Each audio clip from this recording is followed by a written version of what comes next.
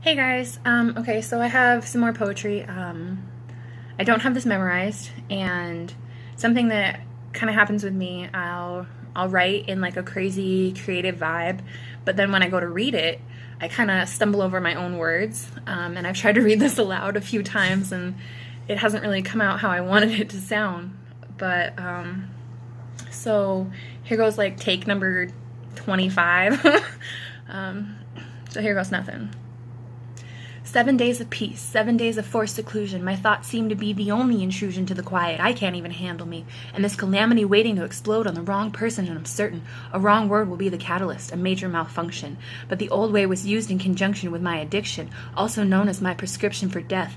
Consciously aware of my slow descent into madness, but unable to stop the sadness. Stuck on autopilot, and I'm thrown out watching someone else drive it.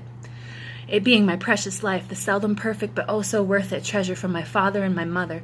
Why have I chosen to ignore the signs and hide who I am? I am manic as fuck, and some days bipolar, and some days the psychosis shows me a gremlin on my shoulder. But when you get real with yourself, the world puts a fucking label on you and tries to diminish your wealth, when really they're the ones who need help. Fucking hypocrites, are you starting to see how you make me sick? I refuse to be a part of the assimilation. I have a mind of my own. That's a fact, no debating.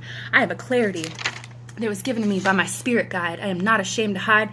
I won't ever shy away from my keen intellect. They can put the chains on my body, but never on my mind. The oppression of my captors will never find the island, guarded by the metaphorical monsters under the bed, the real heroes, the monsters in my head.